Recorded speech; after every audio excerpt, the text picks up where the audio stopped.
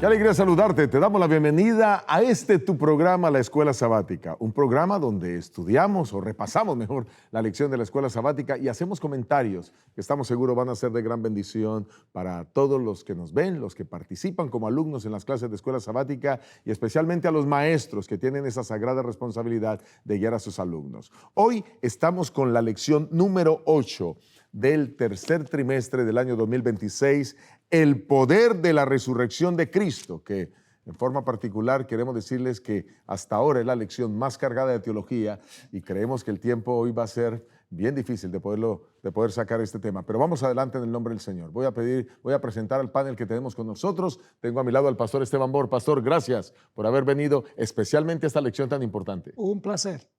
Y tenemos también al pastor Johnny. Johnny, una vez más, qué privilegio tenerte aquí. Gracias por acompañarnos y ser uno de los instrumentos poderosos de Sun TV. Es una alegría poder estar aquí, pastor. Gracias, pastor. Vamos entonces a orar y a pedirle precisamente a Johnny que tenga la oración y luego el pastor Bor leerá el versículo de memoria o los versículos de memoria. Adelante, Johnny. Vamos a orar.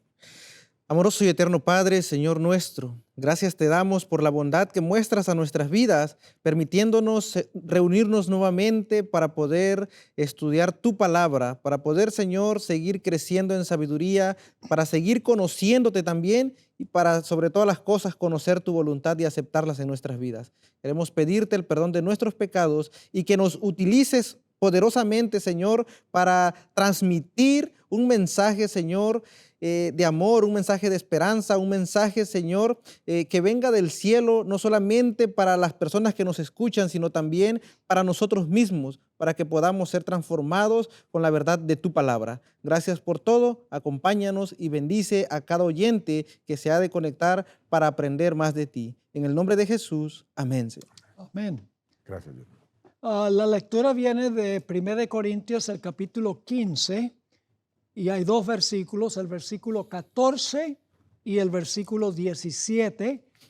Y estoy leyendo la Reina Valera de 1960. Dice así: y si Cristo no resucitó, vana es entonces nuestra predicación, vana es también vuestra fe. Y el versículo 17, y si Cristo no resucitó, vuestra fe es vana, aún estáis en vuestros pecados. Muchas gracias, pastor Bor. En esta lección abordaremos quizás 4 aspectos muy importantes. El primer aspecto, vamos a hablar de la resurrección de Cristo y por qué es tan importante y tan vital para que el cristianismo como fe y como religión mundial pueda sostenerse. Número 2, hablaremos acerca de la resurrección de los muertos. Cuán importante es este concepto. Número 3, la naturaleza del cuerpo que adquirirán aquellos que serán resucitados. Y número 4, hablaremos sobre la victoria sobre la muerte, bueno, y algunos aspectos más que van a ir saliendo en la medida que avancemos. Pero estamos felices de poder entrar en esto. Vamos a entrar sin más preámbulos y hablemos un poco por qué Pablo, a manera de introducción, por qué Pablo estaba luchando contra algunas creencias de la época. Y él tenía esa lucha tratando de presentar la resurrección que para algunos, al presentar este concepto tan importante, pudo haber sido hasta chocante por las creencias que tenían en aquel momento. ¿Qué creencias habían en aquella época en relación con la resurrección? No sé quién quiere comenzar con ello. Bueno, el problema que había en Corinto era que la gente no creía en la resurrección de los muertos. Ellos pensaban que una persona vivía su vida, la persona moría y ya no había más. Sin embargo, ellos estaban en una situación contradictoria, porque ellos bautizaban por los muertos, pero decían no creer en la resurrección. Ahora, si no creían en la resurrección, ¿para qué iban a bautizar por los muertos? Ahora, algunos se han confundido con ese versículo 29 del capítulo 15. Dice, el apóstol Pablo estaba a favor de bautizar por los muertos. No. El apóstol Pablo está corrigiendo una tergiversación que tenían los corintios. Las epístolas de los corintios enseña toda clase de aberraciones teológicas que tenía la iglesia de Corinto. Y Pablo corrigiendo. Y Pablo está diciendo, ustedes dicen que no hay resurrección, entonces, ¿por qué ustedes bautizan por los muertos? Él no está diciendo bauticemos por los muertos. Está diciendo que ellos lo están haciendo Y si lo están haciendo, ¿por qué lo hacen si no creen en la resurrección? Perfecto. Así que aquí tenemos al apóstol Pablo en una tremenda lucha, al igual que hoy la tenemos. Nosotros estamos casi como adventistas del séptimo día contra el mundo entero, bueno, y otras congregaciones que también guardamos el sábado, diciéndole a todos los cristianos del mundo, hay que guardar el sábado, y la mayoría del cristianismo no lo guarda. Estamos diciendo que las personas cuando mueren permanecen en la tumba, como dice la Escritura, hasta cuando Cristo venga, pero muchos creen que sale el alma y está en el cielo. Entonces, ¿para qué Jesús vendría una vez más? Pero bueno, vamos a ir poco a poco avanzando con esto. Johnny, adelante. Sí, sabe, el problema que el pastor Bor menciona también trae a la lección a mencionar que también no solamente era eso, sino también el conocimiento de lo que pasaba con los que morían. ¿Sí? La lección menciona precisamente en la introducción del sábado que esas personas no tenían tanto conocimiento de lo que pasaba con el cuerpo cuando era sepultado. Entonces, nosotros hoy tenemos más conocimiento acerca de lo que sucede. Hoy nosotros podemos entender el proceso de desintegración del cuerpo, qué es lo que sucede, y entendemos los versículos que están escritos en la Biblia cuando dice que el hombre muerto pues vuelve al polvo de la tierra. Comprendemos todo eso. Ellos no tenían esa comprensión que nosotros tenemos hoy. Pero, sin lugar a dudas, lo más destacado de este problema era que ellos tal vez no habían visto a alguien resucitar, ¿sí? Lo habían escuchado, ¿sí? Cómo nuestro Señor Jesucristo obró milagros extraordinarios, cómo yo me pongo a pensar, por ejemplo, en la incredulidad de sus propios discípulos cuando Jesús les decía que Lázaro estaba durmiendo. Ellos no lo creían, nadie creía que alguien pudiera resucitar. En ese momento era algo imposible de ver, algo imposible de creer. Entonces, si los discípulos que estaban con Jesús no lo podían creer o asimilar, mucho más, ¿no? Estas personas que todavía no habían conocido o no habían visto los milagros de Jesús. Entonces, es una problemática tal vez de ignorancia por el conocimiento que no alcanzaban a tener, pero era un problema real que enfrentaba el apóstol Pablo. Muy bien, gracias Johnny por ampliarnos el concepto. Hay dos puntos que quiero que desarrollemos ahora. El primer punto, quiero que hablemos un poco acerca de las evidencias históricas que existen acerca de la resurrección de Cristo, porque eso permite que nosotros, como los corintios de la época, que es lo que el apóstol Pablo hace, pudieran creer en la resurrección. Y el otro aspecto que queremos tocar ahora es qué perdería el cristianismo si Cristo no hubiera resucitado. Ambos puntos son trascendentales en esta lección, pero vamos a ir con el primer aspecto. Hablemos acerca de la resurrección de Cristo, y esto aún para los no creyentes y aquellas personas que no creen en el cristianismo, ¿cómo podemos nosotros demostrarle a esas personas que realmente Cristo resucitó? ¿Qué podemos decir al respecto? Bueno, en realidad el apóstol Pablo nos da dos evidencias, podríamos decir, de la doctrina de la resurrección. En primer lugar, y más importante, dice en el versículo 3, porque primeramente os he enseñado lo que asimismo recibí, que Cristo murió por nuestros pecados conforme a las Escrituras y fue sepultado y que resucitó al tercer día conforme a las Escrituras. Ahora, las únicas escrituras a las cuales tendría acceso el apóstol Pablo son los escritos del Antiguo Testamento. Por supuesto. Ahora, la pregunta clave es ¿dónde está en el Antiguo Testamento la muerte, sepultura y resurrección de Jesús? Yo anoté solamente algunas. Las fiestas judías, particularmente las primeras tres, donde uno tiene la Pascua, el sacrificio del Cordero, representa la muerte de Cristo. Pan sin levadura, o sea, el pan sin levadura representa a Cristo. Cristo dijo, yo soy el pan vivo, sin levadura porque el cuerpo de Cristo no tenía pecado. Y luego la tercera fiesta, el siguiente día, que es la fiesta de las primicias, donde se mecía una gavilla en la presencia de Jehová, que representa la resurrección de Cristo. Es decir, ahí está la profecía sobre la muerte, sepultura y resurrección de Cristo.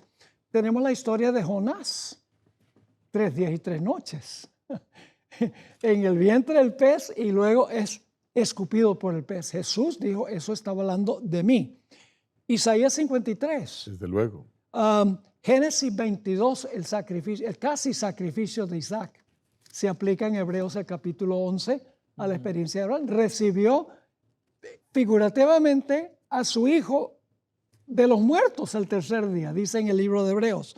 Salmo 16, no permitirás que tu santo vea corrupción en el sepulcro. El Salmo 22, Dios mío, ¿por qué me has desamparado? Las palabras exactas de Cristo en la cruz. Y luego más adelante en el Salmo 22, el mismo personaje que murió ahora está alabando a Jehová en medio de una gran congregación, pues tiene que haber resucitado. En otras palabras, había abundante testimonio en las Escrituras profético de que Jesús iba a morir, a ser sepultado y a resucitar. Esa es la primera evidencia que da Pablo, y la más importante. Pero luego da otra evidencia que yo diría secundaria, y es el testimonio de los testigos oculares. Y con respecto a los testigos seculares podemos decir varias cosas. Número uno, la tumba fue encontrada vacía por varias mujeres. Eso está relatado en Mateo, el capítulo 28, el versículo 1 al 6.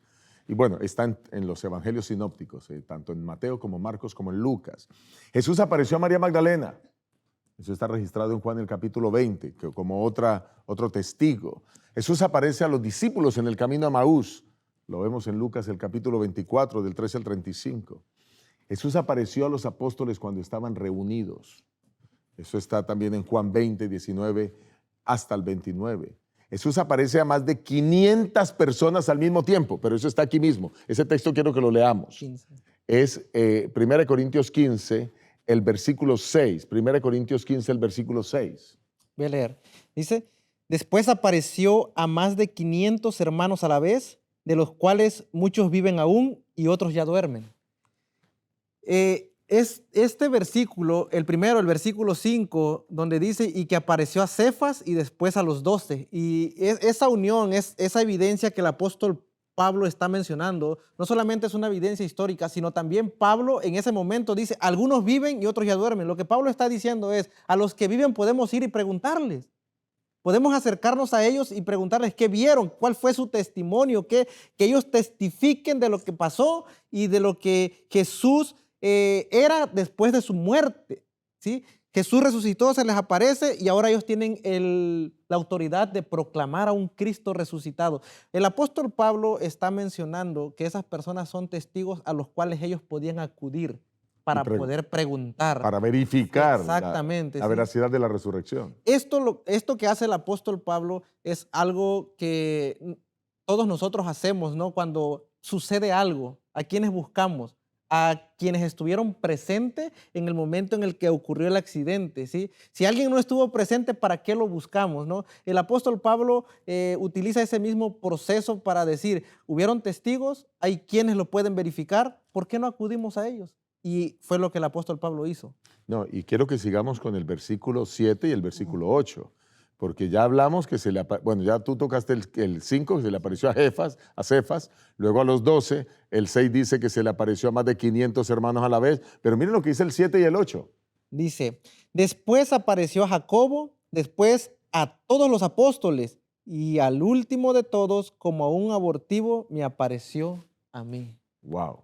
O sea que el apóstol Pablo está hablando con mucha autoridad, porque él es testigo directo de la aparición de Jesucristo resucitado frente a él.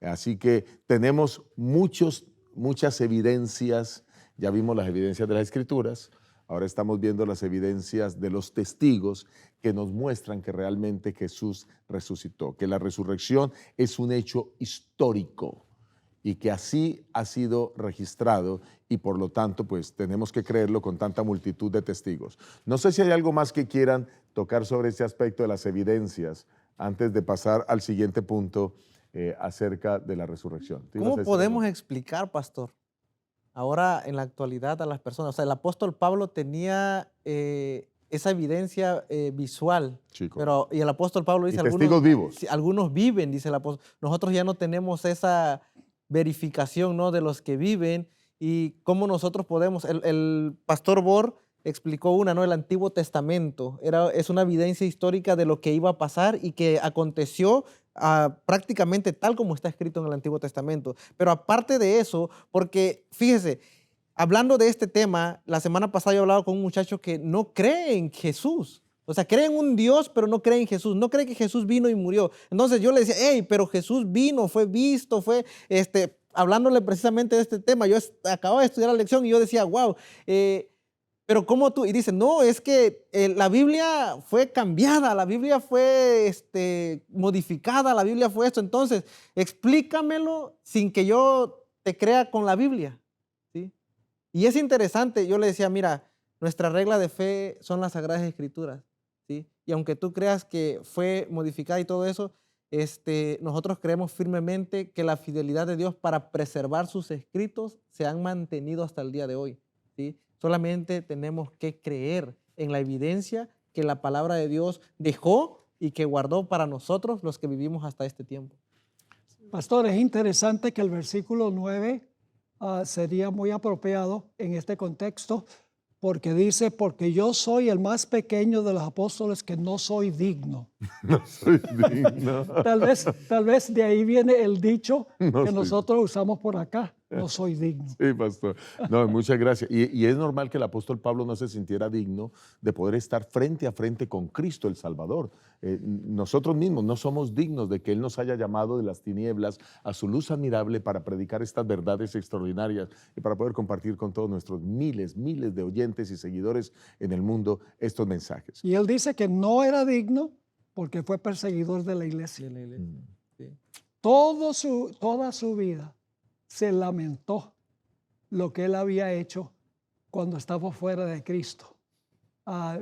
Una vez cuando dio su testimonio en Hechos el capítulo 26, mostró su tristeza de haber dirigido el martirio de Esteban. Qué triste, ¿Cómo será ese encuentro algún día entre Pablo y Esteban? impactante. Esteban nunca supo que Pablo se convirtió. Eso va a ser espectacular. Yo no me lo quiero perder. Lindo momento el que viviremos cuando podamos verlos a ellos en ese reencuentro. Y es que esa es la esperanza, ¿no? Ese es lo que nos motiva a creer, ¿sí? Llegar a encontrar ese momento tan maravilloso donde todos nos podemos encontrar. Y para mí ese es un motivo tan grande de permanecer, de seguir y creer que un día seremos resucitados así como Jesús resucitó de entre los muertos. Así hemos cerrado la parte del domingo que titula Proclamando la resurrección de Cristo. Ya hemos visto la importancia de la resurrección en esta parte y lo que queremos animar a todos los que nos ven es que no tengas temor para hablar de la resurrección de Cristo, que puedes hablar con absoluta seguridad, no solo porque tenemos la palabra de Dios, que sus escritos son confiables, tenemos demasiados manuscritos que corroboran con absoluta exactitud que el Nuevo Testamento es algo histórico, confiable, mucha evidencia arqueológica acerca de la existencia de Cristo y acerca de la existencia de los apóstoles que nos permiten hablar con seguridad acerca de este tema. Pero vamos a pasar a la parte del lunes. El lunes titula El Cristo resucitado, nuestra única esperanza. El Cristo resucitado, nuestra única esperanza. Y aquí pues voy a volver a hacer la pregunta que hice hace algunos momentos atrás, que es el segundo aspecto que quería que desarrolláramos en esta primera sección, y es ¿qué perdería el cristianismo si Cristo no hubiera resucitado? La lección así lo expone, pero también obviamente la palabra del Señor lo expone aquí en Primera de Corintios, y vamos a leer los versículos 13 y los versículos del 13 al 16, específicamente el 13 y el 16. Vamos a leer. Porque si no hay resurrección de muertos, tampoco Cristo resucitó. 16. Porque si los muertos no resucitan, tampoco Cristo resucitó. Muy bien. Ahora, esto solamente para decir que nosotros perderíamos la esencia del cristianismo porque Cristo no resucitó. Nosotros no tendríamos esperanza de que resucitaríamos porque Cristo no resucitó. Pero vamos a abrir aquí el panorama, vamos a abrir el compás y vamos a hablar sobre este tema. A ver, Johnny. Hay tres cosas que Jesús hizo con su muerte, pero más con su resurrección. Jesús vence el pecado, Sí, Jesús vence la muerte sí. y Jesús nos garantiza una vida eterna, ¿sí? Prácticamente, si Jesús no hubiese muerto, nosotros seguiríamos sumergidos en condenación, ¿sí? Si Jesús no hubiese resucitado, perdón, estaríamos sumergidos en condenación porque no hay ninguna garantía que nos avale de poder ser salvos. Ahora Cristo, con la evidencia que creemos que Jesús resucitó, nosotros tenemos esa garantía y creemos no solamente eso, sino creemos que también así como Cristo resucitó, la Biblia dice, también nosotros nos levantaremos un día cuando Él venga. Perfecto. Vamos a mirar los versículos que están entre el 13 y el 16, que nos dan más razones fuera de las que tú expusiste acerca de qué perdería el cristianismo si Cristo no hubiera resucitado. Vamos a leer el 14 y voy a pedirle al pastor Bor que luego él nos haga un análisis del 14 y del 15. Así que yo leo.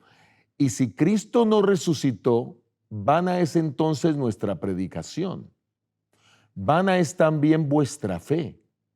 Y si somos hallados falsos testigos de Dios, porque hemos testificado de Dios que Él resucitó a Cristo, al cual no resucitó, si en verdad los muertos no resucitan. Pastor Bor. Bueno, yo hice una lista de cuáles son las implicaciones si nosotros no creemos en la resurrección. En primer lugar, nuestra fe es vana, Sí. Vana es inútil. porque todo gira alrededor de la resurrección. Si Cristo no resucitó, un Salvador muerto no puede interceder por nosotros, Sí. no puede tampoco desempeñar una obra de juicio, etc. Segundo lugar, los que predicamos somos hallados falsos testigos, porque si estamos predicando la resurrección y Cristo no resucitó, estamos hablando mentiras. Ahora, también es vana nuestra predicación. Aquí hay un detalle muy interesante, y es que en el Nuevo Testamento hay dos palabras que se traducen predicación. Una es keruso, que es el acto de proclamar o predicar. Esa no es la palabra que aparece aquí.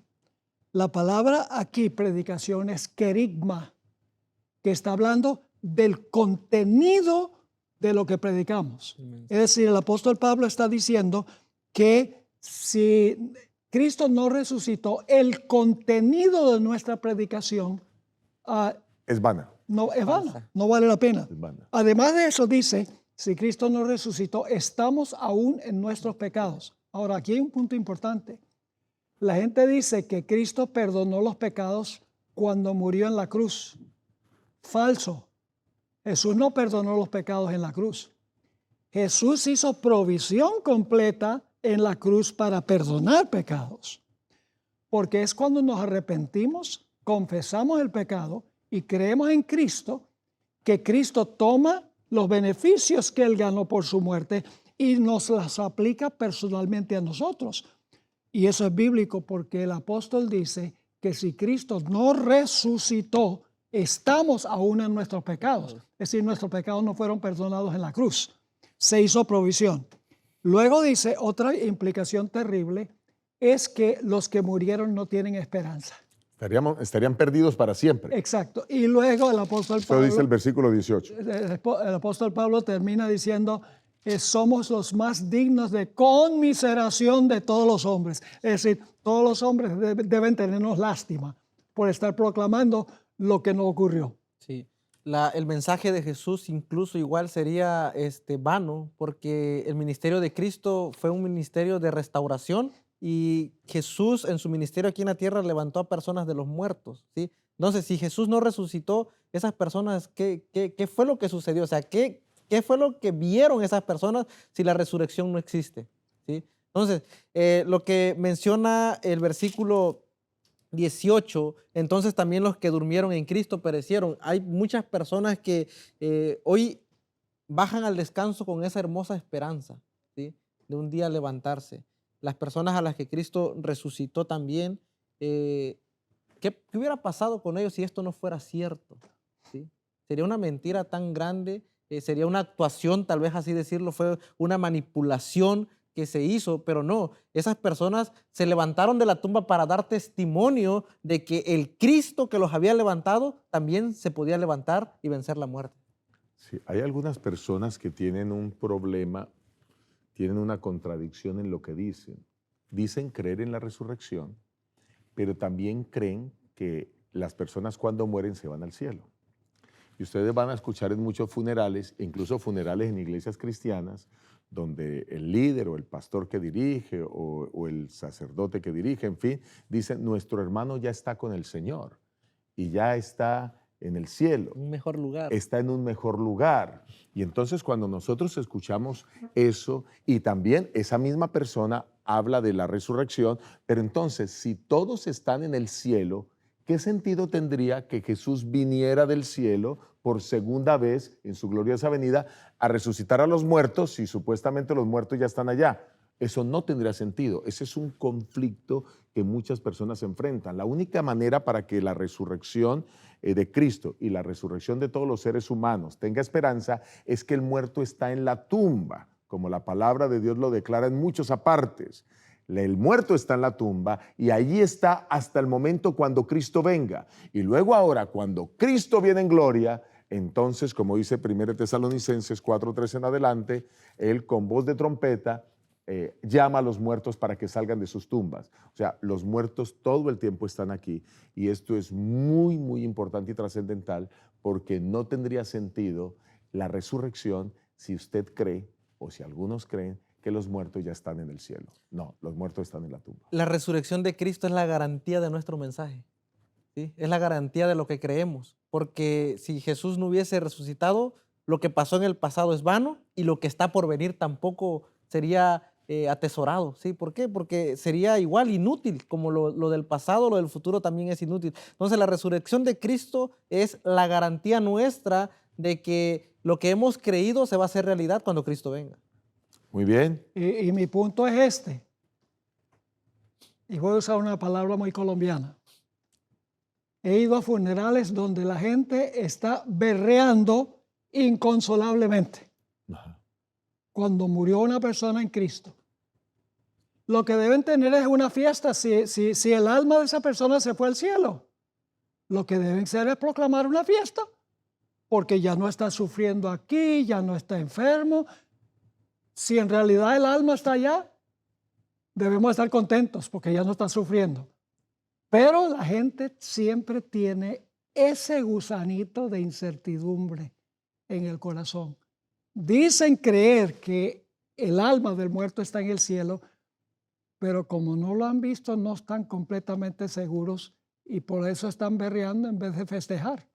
Así es. Déjeme ilustrar. Mira, para mí este punto es muy importante en conexión con la resurrección, porque nosotros tenemos que saber que las personas cuando mueren, si son justos, duermen, como dice la Biblia, ¿no? Bueno, y también los que no son justos, pues también duermen, porque también serán resucitados después del milenio. Pero el punto es este, voy a ilustrarlo de esta manera. Supongan por un momento que existiera el hecho de que cuando alguien muere se va al cielo. Supónganlo por un momento. Y entonces Jesús se para frente a la tumba de Lázaro y le dice, Lázaro, sal fuera. En ese instante ya Lázaro llevaría ¿cuántos días en el cielo? 4 días. Y Lázaro, ahora imagínenselo en el cielo, disfrutando de todas las maravillas del cielo, disfrutando del coro celestial, disfrutando de las cosas maravillosas que tiene allá la Nueva Jerusalén, incluso mirando los nuevos lugares que Dios está preparando para los redimidos. Y ahora él está feliz en el cielo y de pronto Jesús se para frente a la tumba y le dice, Lázaro, sal fuera. Yo les hago una pregunta, ¿quién quisiera venirse de allá si es que está allá disfrutando de las glorias? ¿Cómo quisiera venirse ahora a esta tierra a sufrir otra vez, a trabajar otra vez, después de estar en la gloria? Bien lo dijo el pastor, si es que alguien se fuera allá, habría que hacer fiesta. La razón es que Lázaro nunca fue allá. Lázaro siempre estuvo en la tumba.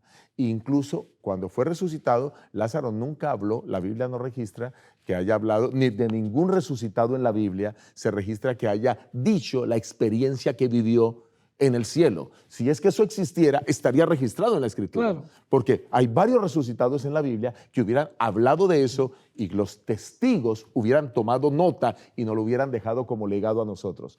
Pero la razón por la que no existe eso y no está en la Escritura y en ningún otro registro es porque esa experiencia no existe. No existe la experiencia de haber ido al cielo y de luego ser resucitado. O sea, Correcto.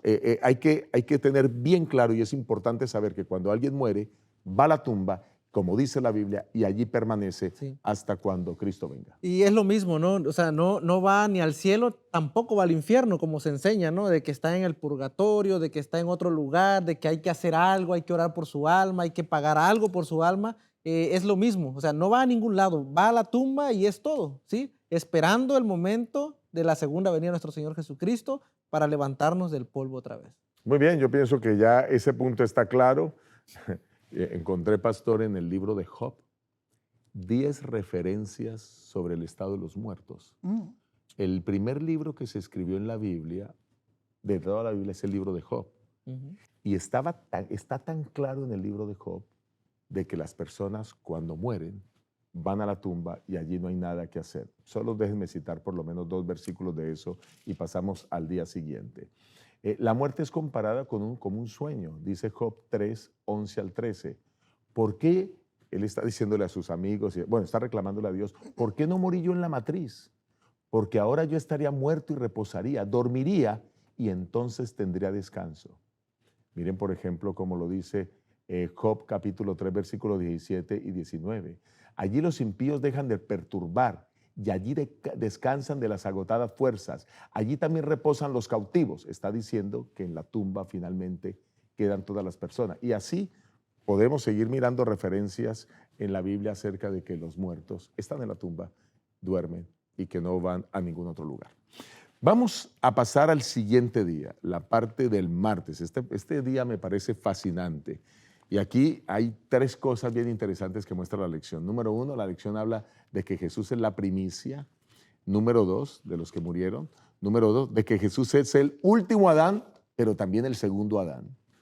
Y número 3, de el bautismo por causa de los muertos, los que se bautizan por causa de los muertos. Vamos a ver si podemos cubrir esos 3 aspectos del día martes, porque hay que seguir cubriendo los demás días. Pero vamos con eso. Entonces, ¿qué es eso de que Jesús es la primicia? Detrás de cámaras estamos hablando con el Pastor Bor de qué cosa tan fascinante este tema, y me gustaría, Pastor Bor, que usted nos presentara y nos hablara esto de la primicia, tocando el aspecto como lo tocamos anteriormente. Bueno, hay 2 expresiones que uno tiene que tomar en cuenta. La Biblia también dice que Cristo es el primogénito de los muertos. ¿Qué significa primogénito? Significa el primero en nacer. Pero Jesús no fue el primero en resucitar. Así que primogénito de los muertos no puede referirse a Cristo como el primero en resucitar. Lo que significa la palabra primogénito allí es que todas las demás resurrecciones dependen de la resurrección de Él. Es de primordial importancia. Eso significa la palabra primogénito. No está hablando literalmente, sino que está usando la palabra primogénito en forma figurativa. La segunda expresión es primicias de entre los muertos. Bueno, la costumbre en el Antiguo Testamento, en la fiesta de las primicias, era que se cortaba varias espigas, se formaba una gavilla y luego entonces, lo que sería la mañana de la resurrección, se mecía la gavilla en la presencia del Señor. El apóstol Pablo dice que Cristo resucitó como primicias, 1 Corintios 5, 7 y 8. Es decir, Jesús, la mañana de la resurrección, hubiera tenido que hacer un viaje corto al cielo para presentarse como las primicias de entre los muertos, para asegurarse de que su sacrificio había sido aceptado por su Padre. Así que lo que el mundo cristiano no conoce o desconoce es que Cristo hizo un viaje rápido al cielo. Por eso le dijo a María, no me toques, porque no he ascendido a mi Padre. Correcto. Pero él estuvo aquí 40 días y la gente lo tocó por todas partes. Tiene que haber ascendido como a las primicias para presentarse ante su Padre. Y luego, 40 días después, cuando Cristo ascendió al cielo, Él llevó a un grupo de personas que resucitaron cuando Él resucitó. No sé si tiene ese texto en Mateo, el capítulo 27, creo que es. Y el versículo 51 al 53. Sí. Mateo 27, 51 al 53 dice, pastor. He aquí el velo del templo se rasgó en 2, de arriba abajo, y la tierra tembló, y las rocas se partieron, dice el 52, y se abrieron los sepulcros, y muchos cuerpos de santos que habían dormido se levantaron. Versículo 53, y saliendo de los sepulcros después de la resurrección de él, vinieron a la santa ciudad y aparecieron a muchos. Ajá. Y en 1 Corintios 15 versículo 23 dice, pero cada uno en su debido orden. Cristo las primicias, luego los que son de Cristo en su venida. En otras palabras, Cristo resucita como las primicias y después, voy a inventar una palabra en español, después en su venida, las postrimicias. No conozco esa palabra en español, pero yo creo que la gente entiende lo que estoy diciendo. Así que cuando Cristo, 40 días después de la resurrección, llevó a esos que resucitaron con él al cielo, estaba anunciando, estas son una muestra, estos son un pequeño depósito De la cosecha que asegura que al final de la historia, todos los que murieron en Cristo van a resucitar y van a ir al cielo como ese grupo que fue al cielo 40 días después de la resurrección. Pastor, para puntualizar lo que usted está diciendo, lo que hacía el sacerdote, y eso está claro en Levítico, el capítulo 23, cuando presentaba la gavilla, y entonces la persona que cosechaba los granos recogía lo primero de los frutos, generalmente traía ese manojo, una gavilla de cebada o quizás de trigo, y entonces ahora el sacerdote la mecía delante de Dios para poder decir al Señor, Señor, danos una buena cosecha. O sea, esa gavilla, al presentársela a Dios, era decir, ahora esperamos que tú nos des una cosecha abundante. Exactamente lo que está haciendo Jesús ahora se cumple en Jesús cuando Él va, presenta las primicias, los que resucitaron con Él, y luego ahora está diciendo, Señor, y pronto habrá una cosecha abundante. Y esperamos que nosotros podamos ser recogidos en esa cosecha con la ayuda de Dios. Lo importante que fue para los discípulos ver eso, ¿sí? Ver a ese grupo de personas. Sí. Y no solamente ellos, las familias de esas personas que habían visto o que habían sepultado a ese grupo de personas, ¿no? Qué importante fue para ellos verlos junto a Jesús, ¿sí? Ver que su esperanza era verdadera, ¿sí? Imagínense ustedes a un grupo de familia de uno que resucitó, cuando Cristo resucitó de entre los muertos, que no creían, que lo llamaban loco, que dudaban de él. Ahora cuando Él está resucitado y junto a Cristo, ¿qué pasaría por sus mentes de ellos? Esa misma sensación, pero ellos tuvieron el privilegio de contemplarlo y de convertirse. Pero esa misma sensación es la que le espera a aquellas personas que rechazan la salvación por medio de la resurrección de nuestro Señor Jesucristo. Cuando nosotros seamos restaurados, seamos levantados de entre los muertos y ellos nos miren, ¿sí? Ahora al lado de nuestro Señor Jesucristo. ¿Qué pasará por su mente? Yo pienso que estas personas empezaron a decir, bueno, qué valioso fue creer, qué valioso fue tener esperanza, qué valioso fue que ellos creyeran en lo que ellos creían y ahora están resucitados, ¿sí? Pero lo contrario es que cuando nuestro Señor Jesucristo venga ya no habrá otra oportunidad. Esas primicias fueron la esperanza que despertó en los discípulos predicar con poder, predicar con una esperanza viva de que ellos también, aunque murieran, iban a ser resucitados. Pedro ya no le tenía miedo a la muerte. Pedro ya no le tenía miedo a enfrentar a los demás porque sabía que si ellos resucitaron, Pedro también lo iba a hacer. El hecho de que hayan resucitado todas estas primicias con Cristo y que estas personas se hayan aparecido a muchos otros y hayan dado testimonio, nos debiera dar a nosotros la seguridad de creer en la resurrección. Por eso la palabra de Dios es un libro confiable, hay mucha evidencia científica y arqueológica al respecto, y debemos creer en esta palabra. La resurrección es un asunto fundamental para nuestra creencia, nuestra fe como cristianos. Pastor, Ahora, sí. hay un punto que no podemos pasar por alto. Y es 1 Corintios 15, 22. Ok, pastor. ¿Cómo podemos nosotros tener la esperanza de la resurrección? ¿Qué tiene que suceder para tener esa esperanza? Dice el versículo 22, porque así como en Adán todos mueren. Es decir, cuando nosotros nacemos en este mundo, nacemos con la naturaleza del primer Adán. Nacemos perdidos. Pero tenemos que cambiar de familia. Ya no estar en Adán, sino estar en Cristo. Correcto.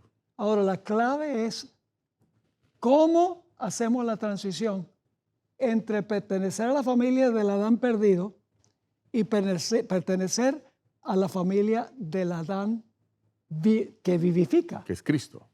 La respuesta está en el bautismo. Así es. Romanos el capítulo 6 nos da, capítulo 5 y 6, nos da el paralelo de estar en Adán y de estar en Cristo, y el bautismo es la ceremonia que nos hace transición del primer Adán al segundo Adán.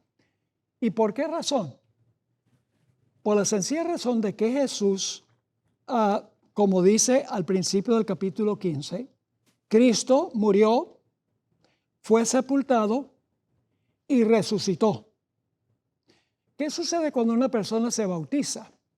Cuando una persona se bautiza, a los que han visto un bautismo por inmersión, lo último que hace una persona antes de ser sepultada debajo del agua es dejar de respirar. Y mientras está debajo del agua no respira. No respira. Más le vale. Y cuando sale del agua lo primero que hace es respirar. ¿Qué está sucediendo? En miniatura, simbólicamente está pasando por la misma experiencia de Cristo, que en la cruz expiró, en el sepulcro no respiró, y luego cuando resucitó respiró de nuevo. Simbólicamente, en el bautismo, nos estamos despojando del primer Adán y nos estamos incorporando al segundo Adán, quien resucitó, y por eso Jesús dice, porque yo vivo, vosotros también viviréis.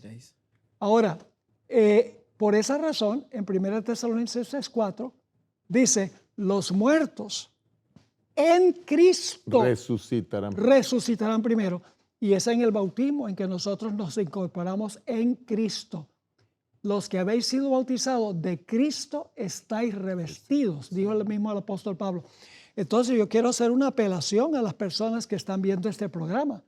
Si tú quieres tener la esperanza de la resurrección, si llegases a morir, incorpórate a Cristo, pasando por la ceremonia del bautismo, despojándote del primer Adán que nos trae la muerte y naciendo en el nuevo Adán, en el Adán vivificador, para que puedas tener la esperanza de la resurrección. Pastor, quiero leer los dos versículos que usted mencionó ahorita para que quede reforzado lo que usted mencionó. En Romanos 5:17 dice, pues si por la transgresión de uno solo reinó la muerte, mucho más reinará en vida por uno solo, Jesucristo, los que reciben la abundancia de la gracia y del don de la justicia.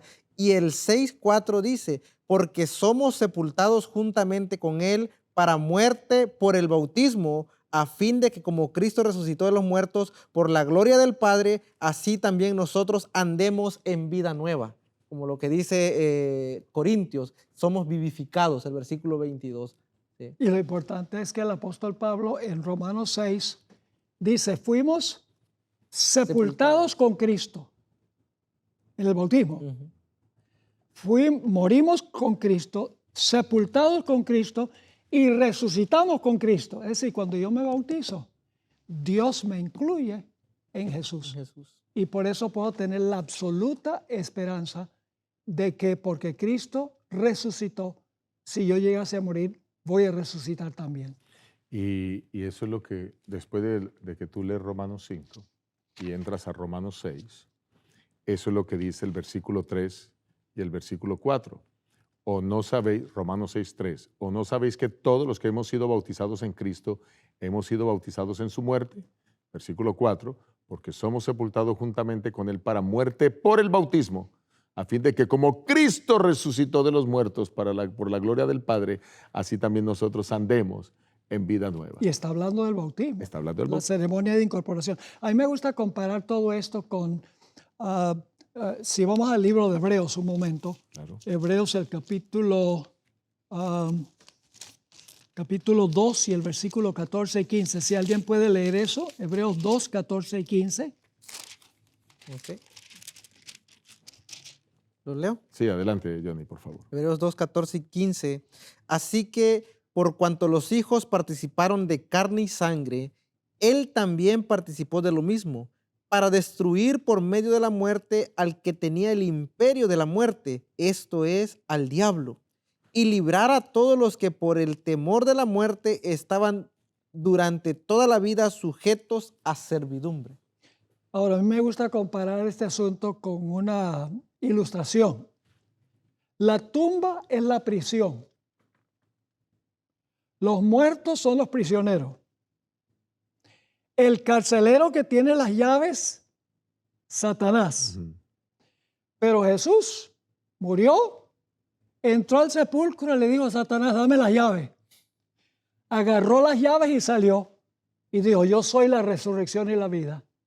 Porque yo vivo, vosotros también viviréis. Amén. Jesús le ha quitado a Satanás las llaves del sepulcro. Él tiene las llaves y por lo tanto podemos tener la absoluta certeza de la resurrección. Gloria a Dios. Quiero, en sintonía con lo que estamos diciendo, quiero que leamos 1 Corintios 15, 45. 1 Corintios 15, 45. Y dice el Señor así, así también está escrito, fue hecho el primer hombre Adán, alma viviente, el poster Adán, espíritu vivificante.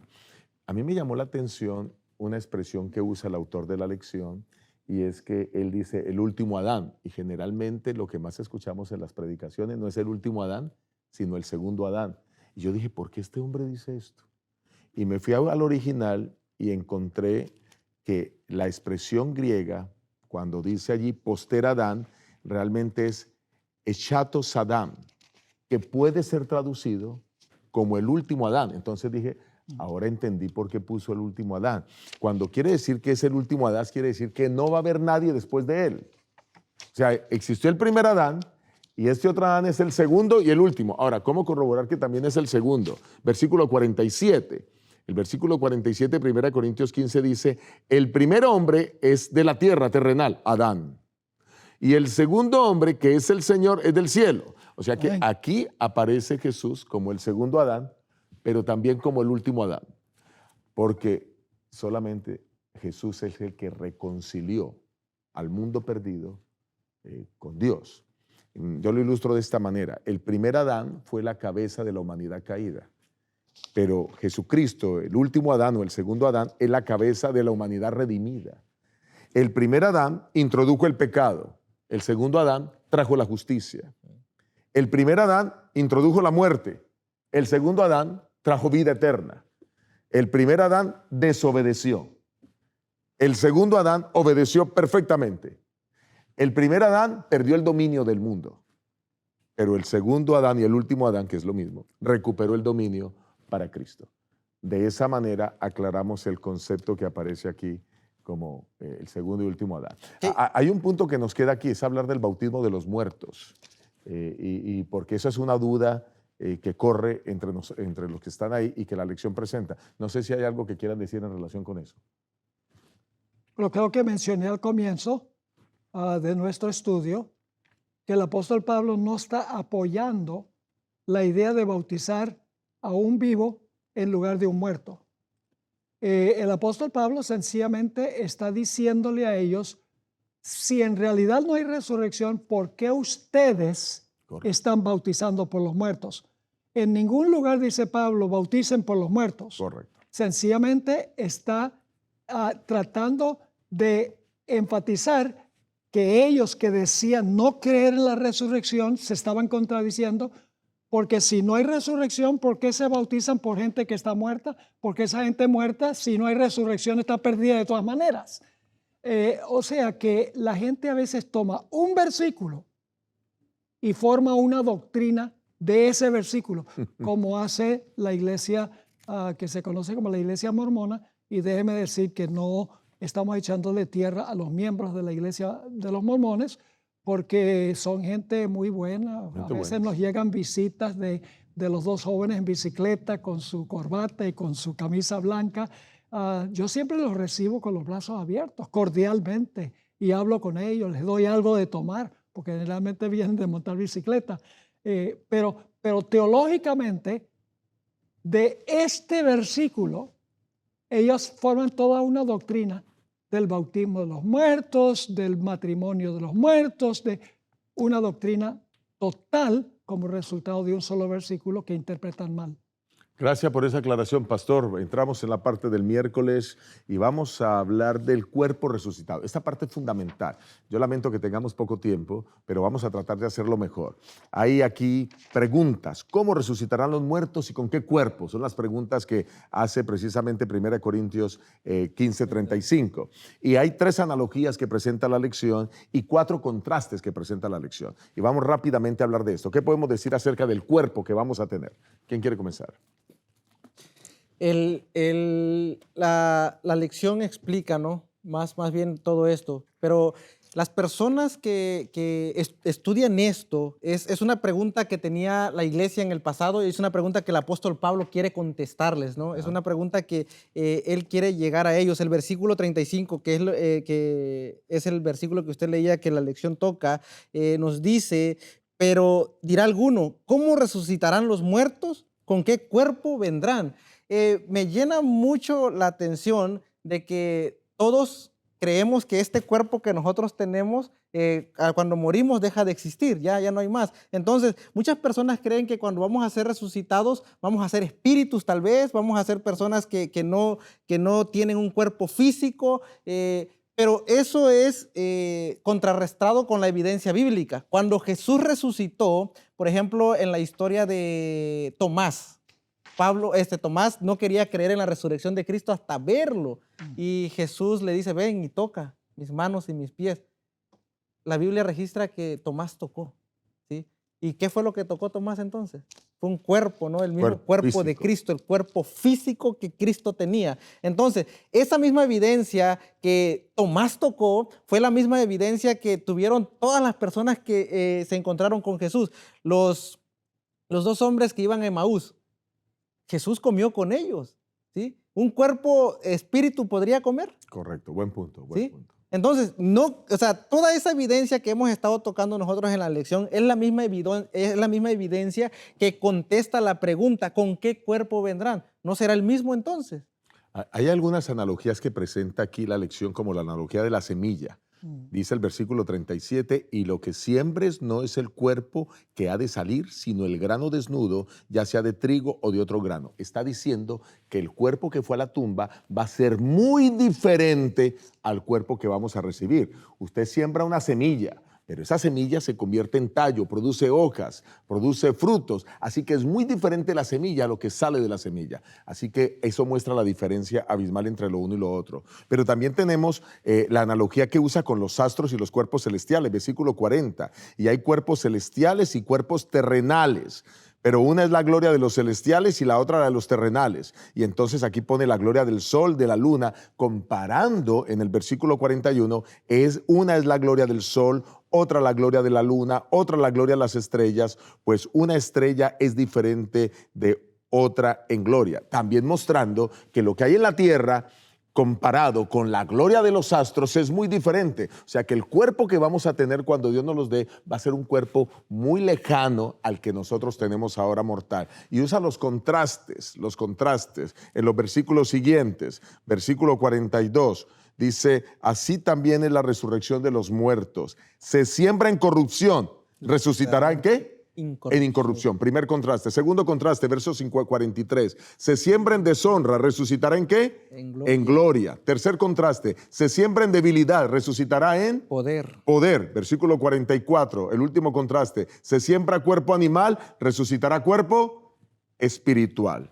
Ahí están los 4 contrastes.